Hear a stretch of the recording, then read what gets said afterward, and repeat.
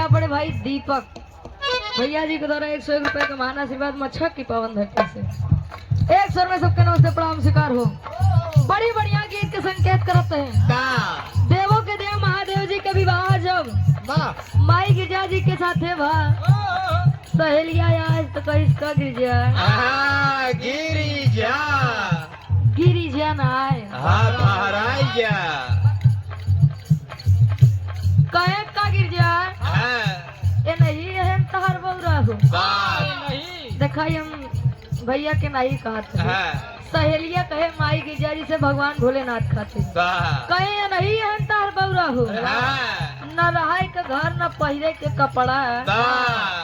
तू का देख कैंसी बियाह कैल हो सहेलिया बतावे का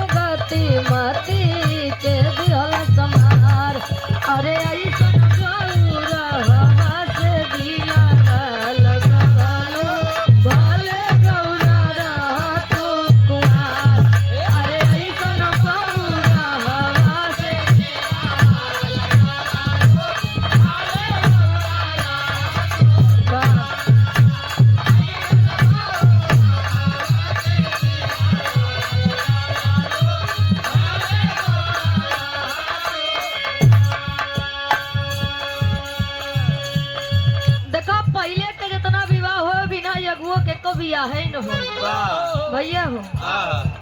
पहले का जितना विवाह हो केहू न केहू के माध्यम से हो लेकिन आज वाले होत बा मानव हो लेकिन 100 में से सिर्फ 20% भैया हो जब से मोबाइल आई है यही मोबाइल देखा था दुल्ही पाकिस्तान से चली आवत भी याद का करवे जहाँ गाय जाए जावे के समझा करा हो पहले अगुआ अगुआई कराए दे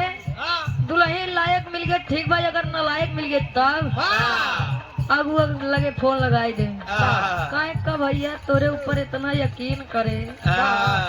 मुड़ी काट ले भैया हमारा दुल्हन ठीक है तब अगर दुल्हा नालायक निकल गया तब फिर अगुआ काहे का हो हमारे एकदम फूल से नाजुक सब है तू लग गया कहाँ फंसाई दे आज के जमाने में जान ला जकरे ऊपर भरोसा करबे रक्षक के आज के जमाने में भक्षक भैया हो अगर ये अपने मर्जी से विवाह कैला तो घरे वाले कहिए जौन भक्त अपन झेला आई अपने याद तो करे रहो अगर घरे वाले के मर्जी से करता काय बिटिया का करबू करम किस्मत में रहन जोन मिल गया तो ऐसे ना अपन देखा भैया सहेलिया कहे का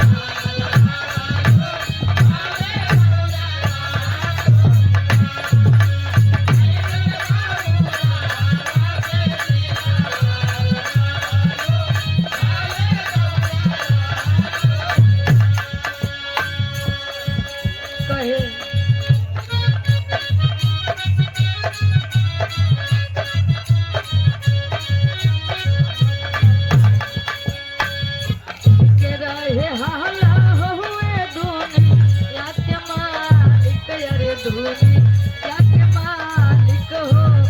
देखहि में लागे ले भिखारन हो या हो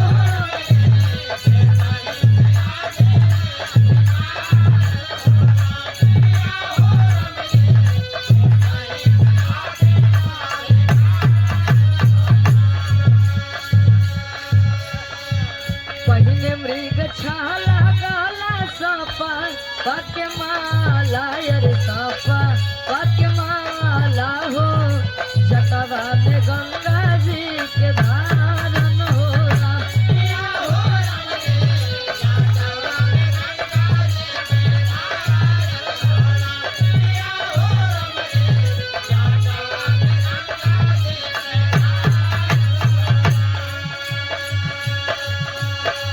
पतई चबवलू जाके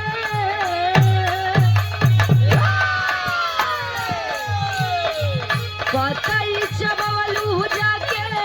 बनवा में दिहलू बचा पनवा बुझा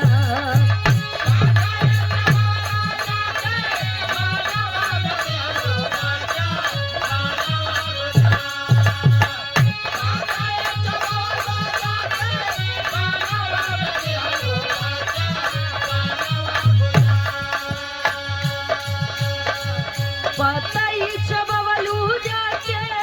बनवा में दिहलू बचा पनवा